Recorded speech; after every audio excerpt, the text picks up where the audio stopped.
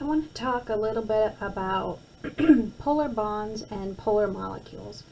There seemed to be some confusion on this, and this is usually a more difficult topic. Alright, so when we look at a bond, we're looking at one particular bond between two atoms. And if the bond is polar, that means there is unequal sharing.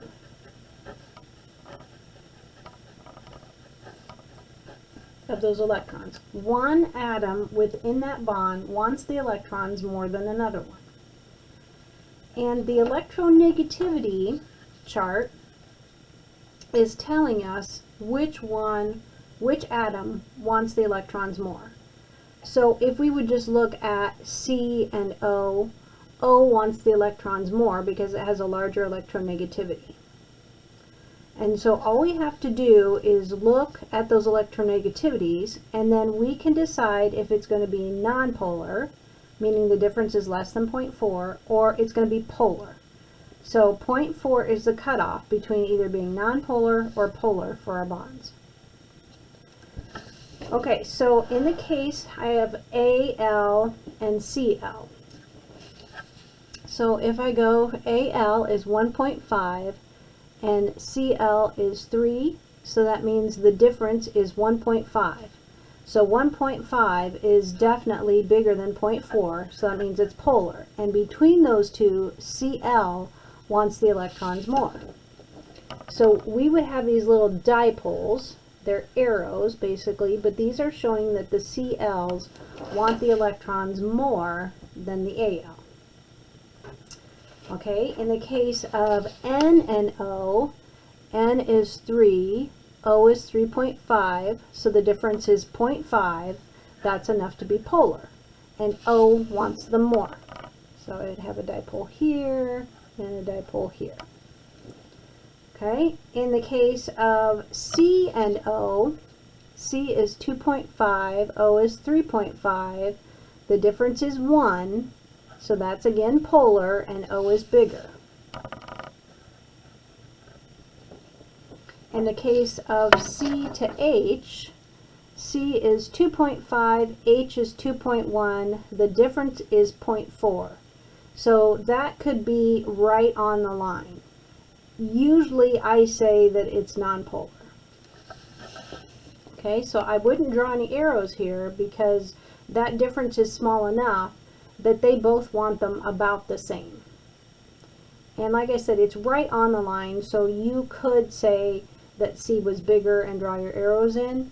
I generally say 0.4 and smaller. Okay, on our next one, between C and C, the difference would be 0 because 2.5 minus 2.5 is 0. That's nonpolar. We said between C and H's, I called that nonpolar. So then we have C to Cl, and C is a 2.5, Cl is a 3, the difference is 0.5, which is enough to be polar. And Cl wants them more. Okay, so to tell if the bond is polar or nonpolar, we're going to look at the electronegativity difference.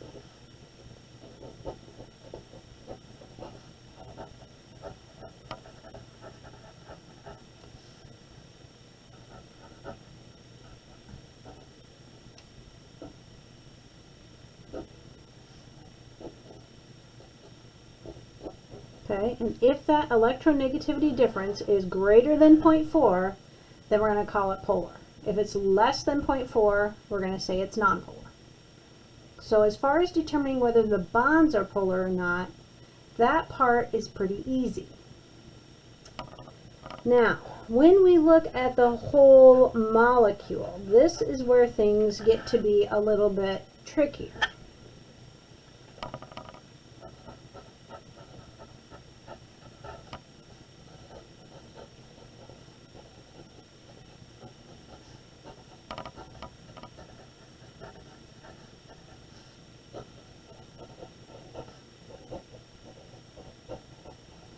The molecular polarity is determined by the shape of the molecule and the bond dipoles, because we're looking at where are those dipoles pulling or pushing, and is it symmetrical so that they would cancel out.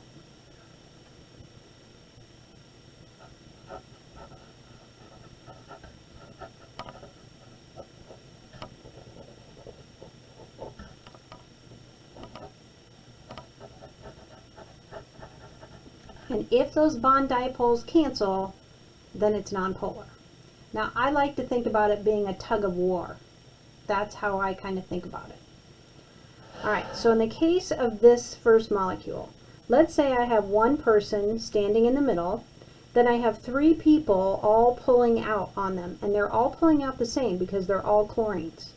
So if I have one person here and three people all pull out evenly, this aluminum really isn't going to go anywhere.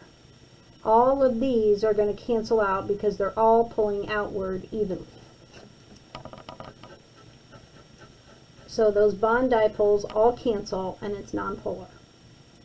Another way you can think about it is symmetry. If it is symmetrical, then it's nonpolar. Alright, so now we're going to look here. So I have a person here, and then I have two people that are pulling back on them.